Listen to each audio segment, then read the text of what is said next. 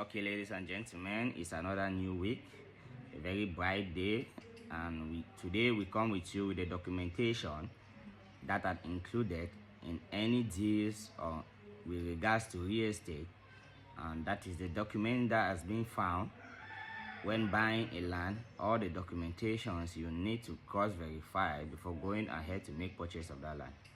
And we'll start by the chief attestation.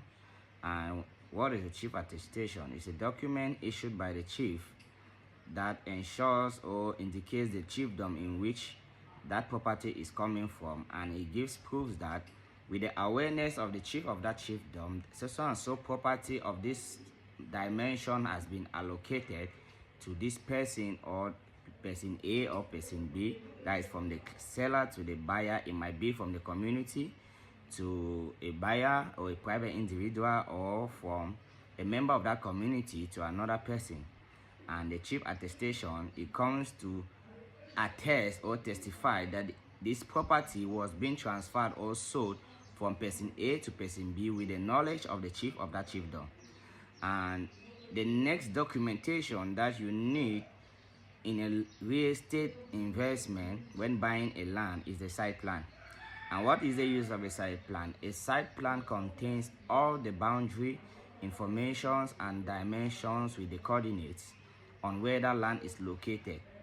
And when I talk about dimension, you may mind you, not all properties are square. You might buy a 400-meter property, and on the north it's best 15 by the side 5 meters, or by the east 20 meters, or so forth.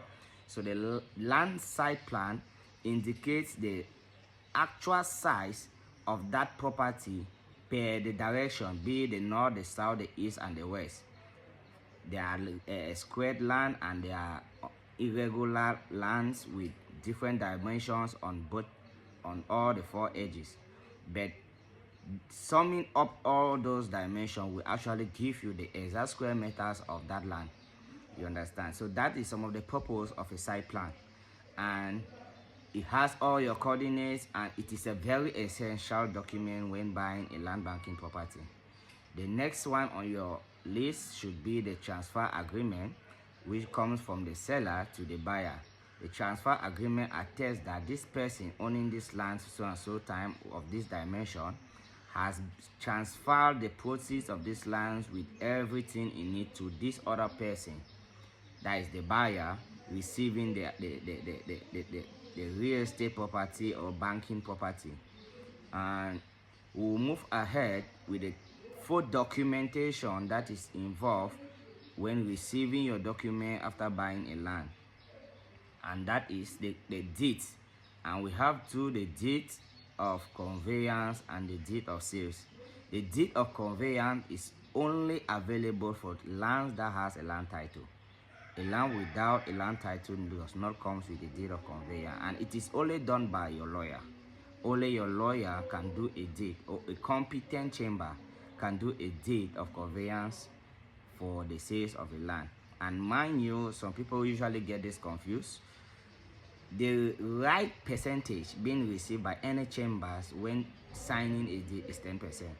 The fact that your brother or maybe your relation might choose to do you a favor does not mean it's a legal due procedure. The legal percentage being received for any chamber to sign a deed is 10%. So you should not get confused when your lawyer asks you for this property. You are supposed to pay 10% for the deeds to be done for you. And we'll move further to the most important land document, which is the land certificate. This one they call it the oga kwata kwata of all documents. Once you have a land certificate, you are assured, you are guaranteed of being the owner of that sole property you purchase, because a land certificate comes with all those other documents embedded into it, and it is the only document highly recognizable by the court and any registrar on earth as proof of ownership of a document. Mind you, you still have to do your due diligence to ensure that a property having a land certificate has no issue and the land certificate is genuine, and you can only ensure that by verifying on the registrar. You can have in contact with the registrar to verify that. I believe it's your right, especially as a Cameroonian, to always do a due diligence to verify if this so and so property having this land certificate is genuine. And after that, you can go ahead in making purchase of that property. So thank you very much, and on our next video we are going to talk about the various types of land available, especially in Cameroon. So keep up to date, and we'll be seeing you next time. Have a blissful week and stay blessed.